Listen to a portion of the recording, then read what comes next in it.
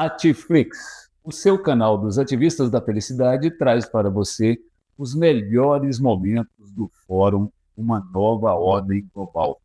Nada mais será igual.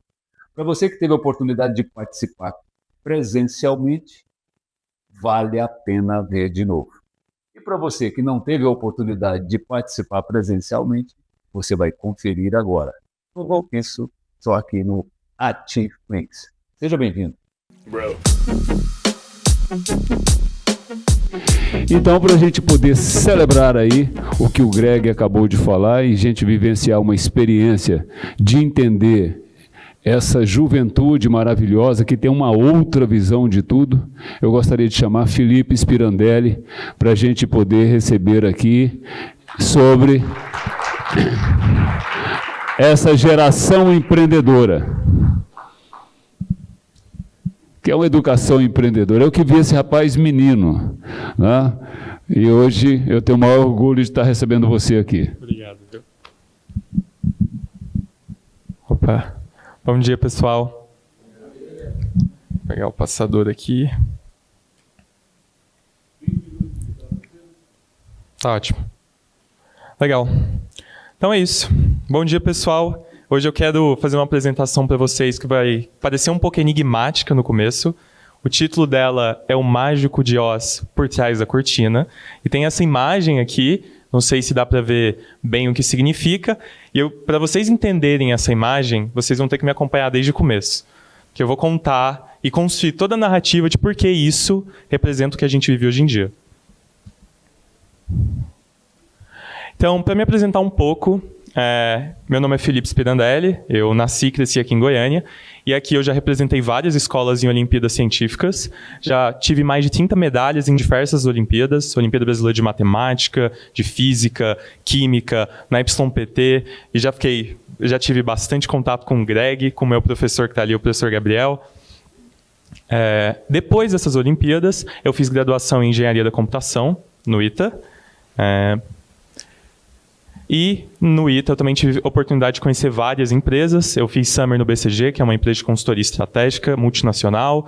Fiz Summer na Harmony Analytics, que é uma empresa americana de análise de dados. E também fiz um Summer no Bahia Asset, que é uma empresa de mercado financeiro que fica no Rio de Janeiro. Hoje em dia eu estou na Insider, aquela marca de roupa, eu acho que a maioria de vocês conhecem nos podcasts. Tem uma área de tecnologia lá que está crescendo bastante, e eu sou, esse título bonito lá, um Staff Software Engineer, mas basicamente eu lidero o time de tecnologia para a gente entregar sistemas que melhoram a operação da empresa no dia a dia. Mas então, eu quero começar contando a história, vou passar um pouco do que o Greg falou, muito da minha perspectiva de aluno, de como a gente criou uma comunidade das Olimpíadas Científicas aqui em Goiânia, e o que isso representou na minha carreira, como isso me inspirou a ser quem eu sou. A primeira imagem que eu quero colocar é essa. Essa imagem aqui, se as pessoas me conhecem, elas sabem, a única imagem que tem no meu Instagram. É uma imagem do nosso grupo de 4 pessoas. O Rui, que é o mais à esquerda, depois o João Vitor, depois o Gabriel, que está aqui, e eu. Isso foi na UMEG de 2015. Foi o primeiro ano da nossa turma de Olimpíada Científica no WRJ. Naquela época, poucas pessoas participavam das Olimpíadas. Eu lembro que na turma que a gente tinha, éramos nós 4, numa sala de 60 pessoas. As pessoas não conseguiam perceber o valor do que a gente estava vivendo ali. Mas, com o tempo, a gente foi cada vez mostrando o resultado do que aquilo trazia. A gente entregava o resultado nas aulas, a gente também começou a construir e chamar outras pessoas. Você chegava para aquela pessoa que gostava de matemática da sua sala e você falava, cara, por que você não vai nas aulas? É muito legal. A gente se diverte muito. E aí, a gente cresceu. E essa foto, a próxima foto é de 2017. Esse é um grupo do POT, que é o Programa Olímpico de Treinamento Intensivo, que o INPA espalha pelo Brasil. E essa é de Goiânia. Então você pode ver várias pessoas, tudo com cara de novinho, né? Dá para ver que todo mundo parece muito novo. Isso era um sábado de manhã, a gente tinha aula todo sábado de manhã. Os professores Ana Paula e o Bruno Holanda, que são professores da UFG, que nos auxiliavam muito.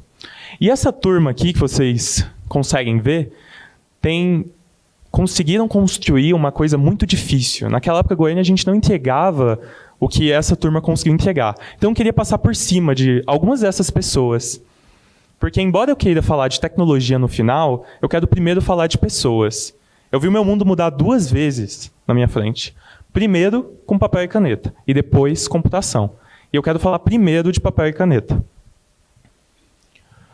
O João Vitor, um dos meus melhores amigos, ele tem mais de 20 medalhas em Olimpíadas e ele também fez graduação no ITA.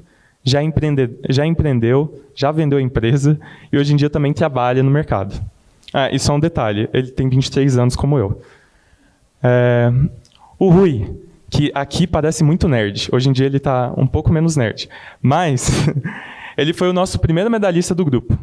Ele teve uma medalha de ouro na UBM, que é, na minha opinião, eu acho que de todo mundo, a Olimpíada mais difícil, com apenas 1 ano de estudo. Isso é impossível, assim, na minha cabeça era impossível ele conseguir o que ele conseguiu. E ele teve várias outras medalhas em diversas Olimpíadas. Eu coloquei essa porque foi muito especial para a gente. E ele também está graduando no ITA, ele termina esse ano. O Vinícius, que também estava na foto que o Greg mostrou, absolutamente gênio. Ele tem medalha em várias Olimpíadas. Ele participou e representou o Brasil da Olimpíada Europeia de Física, depois da Olimpíada Ibero-Americana, representou a gente em várias Olimpíadas. Ele fez graduação na Caltech, não sei se vocês conhecem, mas é provavelmente o colégio mais difícil de se entrar no application dos Estados Unidos, mais difícil até que no MIT. E ele está fazendo PhD em Harvard. E provavelmente é uma das pessoas que eu acredito que consegue entregar e trazer o Nobel de Física para o Brasil. Eu tenho uma história engraçada, Vinícius, eu só queria contar essa história que eu lembrei. Quando ele tinha 14 anos, ele estava no 9º ano do ensino fundamental, a Ana Paula, que era a nossa professora, chamou ele para dar aula de cálculo para os alunos de engenharia da UFG, porque ela queria mostrar como era fácil e que todo mundo conseguiria aprender. Não sei se ela conseguiu mostrar isso, porque, na minha opinião, isso mostra só como ele é um gênio, mas mostra quão inteligente ele é. A gente tinha todo esse grupo, várias pessoas, eu não vou passar por todas, mas Rafaela foi para a Poli-USP e hoje em dia está na França. O Fernando está fazendo medicina na USP. O Bruninho, se não me engano, foi para Stanford. Então a gente tem várias pessoas desse grupo com uma densidade de talento muito grande. E eu pensava naquela época, meu Deus, o que faz esse grupo ser tão bom? O que a gente tem aqui que nos torna diferentes das outras pessoas da nossa idade? E naquela época eu atribuía muito disso à dedicação, a ficar sentado mais tempo do que ninguém na cadeira, a estudar como ninguém, a gastar grafite e a gastar papel. Mas depois que eu comecei a crescer, eu percebi que tinham outros fatores que faziam a gente estar ali. Outros fatores que nos tornavam um pouco melhores, um pouco diferentes. E eu quero voltar agora nas fotos e falar um pouco desses fatores. Um lado que a maioria das pessoas não vê. Não é sobre as Olimpíadas, não é sobre as medalhas, mas sobre as pessoas. Então vamos voltar nessa foto. Eu falei já do Rui e do João Vitor, mas agora eu quero falar do Gabriel também, que está aqui. Eu acho que mostra muito como a gente conseguiu construir uma amizade. Ele nos aconselhou de diversas maneiras ao longo da nossa vida. E até hoje, a gente já tirou essa foto várias vezes, em vários momentos diferentes. A última versão dela, o Gabriel já tem um filho. E mostra como ele conseguiu guiar a gente nesse momento da nossa vida. Agora, falar do João Vitor. O João Vitor é um amigo meu tem muito tempo. A gente brincava e o nome dele era Spotify, porque ele não parava de dançar durante as aulas. Mas era a graça dele, essa comédia que fazia com que fosse mais leve todos os momentos e fazia com que a gente conseguisse sobreviver aos tempos que a gente tinha que estudar. Eu lembro que no 3º ano, era no meu ano de pandemia, eu estava estudando para o ITA, começava às 8 da manhã, terminava às 11 da noite todos os dias. Não tinha um dia de descanso. Eu não saí de casa por 6 meses, uma coisa assim. A única pessoa com quem eu conversava era o João Vitor. E a gente resolvia problemas juntos. E a gente passou juntos. O Rui sempre chamava a gente para almoçar na casa dele. A gente saía da aula, a gente ia para o almoço, almoçava lá, brincava. Eu lembro até hoje das piadas que eu fazia. Por exemplo, eu sempre estou em dieta. Essa é uma piada, né? Eu sempre estou em dieta, mas eu sempre comia sobremesa, porque era muito bom. E o Rui nos aproximou como ninguém. O Vinícius. Quando eu estava no ensino médio, eu precisava de aulas de física E os professores não conseguiam tempo para me dar essas aulas, porque era só eu que precisava dessas aulas para a seletiva de física. E ele era um ano mais velho que eu, e como vocês já viram, ele era um gênio. Ele criou a FOGO, Força Olímpica Goiana, que era basicamente eu e ele numa sala todo sábado de manhã. Ele fazia simulados para mim, eu tirava próximo de 10, mas valia 100. Enfim, era muito difícil. Mas... E eu aprendi muito, porque ele tirou o tempo para fazer isso. A Ana Paula, que na maioria das vezes os professores passam despercebidos, mas você conseguia ver o orgulho dela quando a gente conquistava algo. E ela foi uma inspiração para várias meninas que começaram a entrar nas Olimpíadas. E várias outras pessoas que eu não consigo citar aqui. O próprio Greg, eu só não coloquei o Greg aqui porque ele não está nas fotos, mas ele me acompanhou na OBA, Olimpíada Brasileira de Astronomia, também me acompanhou na YPT quando a gente foi para a Internacional, dividiu o quarto comigo na YPT até, muita intimidade. Mas eu fiquei pensando, beleza, eu vi agora que tem algo a mais nessas pessoas, não é só excelência técnica, não é só inteligência técnica. Quais são esses fatores que nos unem? E aí eu juntei esses fatores, eu quero falar para vocês a minha opinião sobre isso. Claramente várias pessoas podem ver outros fatores, mas eu elenquei 3. A primeira é a inteligência emocional. A segunda é a inteligência adaptativa. E a terceira, que também é muito importante, que é a inteligência técnica. Para a inteligência emocional, eu queria explicar um pouco de que tem nela, porque é um nome muito falado, mas a gente não explica muito o que é. Na inteligência emocional, o primeiro é o autoconhecimento, é você entender as emoções que você sente. O segundo é o autocontrole, que é você conseguir reprimir uma emoção e mostrá-la depois. O terceiro é a automotivação, que é você usar as suas emoções com um objetivo em mente. O quarto é a empatia, que é você entender as emoções dos outros. E o quinto são as habilidades sociais. E eu conseguia ver isso sendo desenvolvido todas as vezes que a gente ia para essas aulas. Todas as vezes que eu ia para uma prova no final de semana, eu estava tentando me autocontrolar. Toda vez que eu falava com alguém sobre por que eu gostava de Olimpíadas, eu estava desenvolvendo o meu autoconhecimento. E todas as vezes que eu ia mal em uma Olimpíada, e eu sabia que a próxima teria que ser melhor, eu conseguia me automotivar. Enfim, e empatia, habilidades sociais também a gente treinava. O segundo ponto é a inteligência adaptativa, que é um nome, não é tão famoso, mas ela tem 3 fatores: o questionamento, a resiliência e a resolução. E eu quero falar, por exemplo, do que o Greg disse, eu acho que dobrar naquilo. Quando a gente estava começando essas Olimpíadas, o maior valor que as pessoas viam é estudar para o vestibular. Porque, evidentemente, é um objetivo muito claro de vida e isso pode mudar a sua condição de vida. Mas será que estudar para o vestibular é a única forma que você vai atingir o seu objetivo de vida? A gente começou a questionar isso. E aí vários professores nos auxiliaram nesse caminho, mas a gente também tinha que questionar os diretores, a gente tinha que questionar as escolas. Por que a gente não investe nisso? E aí começou a resiliência, porque não é tão simples você discutir esses assuntos. Você tinha que várias vezes repetir a importância e provar com resultados, que é a resolução. Então essa inteligência adaptativa que todos nós tínhamos, era pressuposto daquele grupo. E a última, que é a inteligência técnica, que eu coloquei 3 fatores, que é o domínio de base, como a professora Thelma falou, se você está num curso de computação, você precisa entender a base. Otimização, que é você tentar melhorar um pouco os processos ou a forma com que você constrói as coisas. E a última, que é simplicidade. E uma pessoa que é excepcional nisso é o Greg. Eu não sei se vocês já foram numa aula do Greg, mas se ele pega um conceito complexo, ele consegue tornar esse conceito muito simples. Isso é uma habilidade muito difícil. Mas eu queria agora contar um pouco de como isso me influenciou um pouco na minha carreira. E agora a gente vai para o tema da nossa palestra, que é Nada Mais Será Igual. Eu queria trazer para os anos atuais esse assunto. Quando eu comecei a minha carreira, eu vi aqueles 3 fatores se repetindo frequentemente. Eu tinha que ter inteligência emocional, eu tinha que ter inteligência adaptativa, mas eu comecei a trabalhar e surgiu IA. Né? E aí a inteligência técnica, que antes eu valorizava tanto e via que a experiência importava, começou a mudar um pouco. A IA, que são, enfim, esses logos aí representam empresas ou modelos de IA, eles começaram a nivelar pessoas que tinham experiências muito diferentes.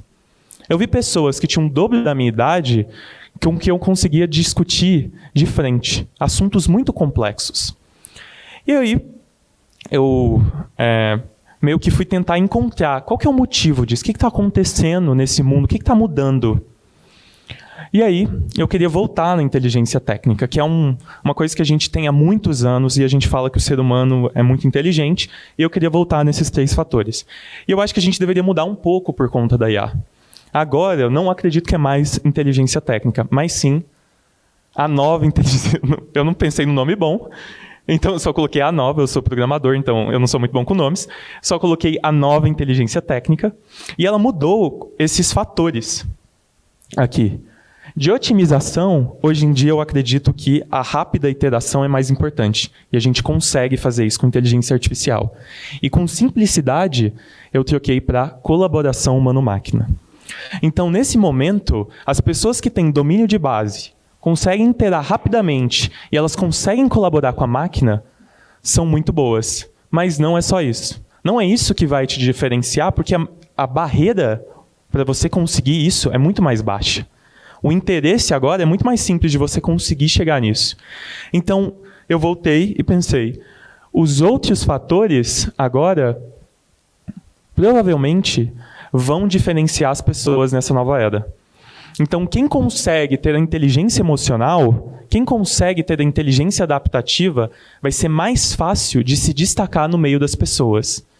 Agora, a barreira técnica é muito mais baixa. Você precisa dominar a base, isso continua sendo verdade, a professora está certa. Mas daqui para frente, quando você quiser pensar sobre um assunto, você tem um parceiro que tem quase todo o conhecimento do mundo na palma das suas mãos. Então você precisa saber utilizar isso. E quando você utiliza a inteligência emocional, a inteligência adaptativa ao seu favor, a terceira vem fácil. E agora eu queria chegar na conclusão, eu não sei como está o tempo, eu queria lembrar do título inicial que a gente falou, né, que é o Mágico de Oz por trás da cortina. E por que o tema da palestra é esse? Eu acho que eu gosto muito de IA, eu gosto muito de tecnologia. Eu me formei nisso. E é muito legal estudar tudo isso. Mas essas ferramentas são apenas aceleradores. Quando você acelera um processo errado, você só vai chegar no resultado errado mais rápido.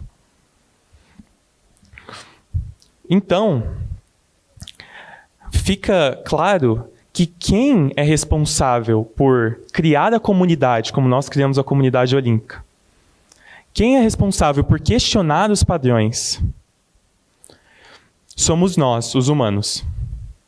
E nessa nova era, pode parecer que a parte técnica é o principal. Na superfície, a parte técnica é mais importante. Mas quando você olha no fundo, na essência, essa nova era é humana. Então, quem consegue dominar a inteligência emocional e adaptativa que tem o diferencial nessa nova era. Porque o resto, a gente está nivelado. E eu acho que a gente precisa usar essas novas tecnologias ao nosso favor, para a gente ter mais tempo para a gente evoluir nos fatores que nos tornam mais humanos.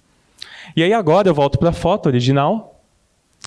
Essa foto aqui, eu não sei quantos de vocês conhecem o Mágico de Oz, mas é um filme de 1929. E esse é um teatro do Mágico de Oz, e essa imagem é muito famosa.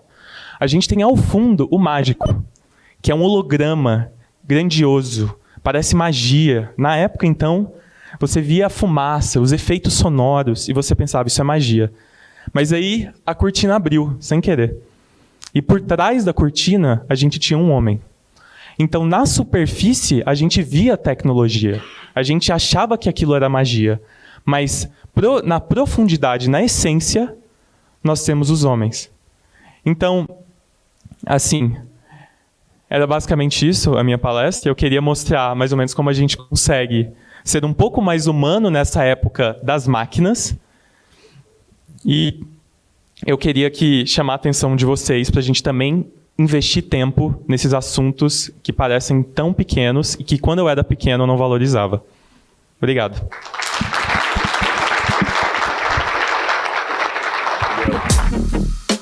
Música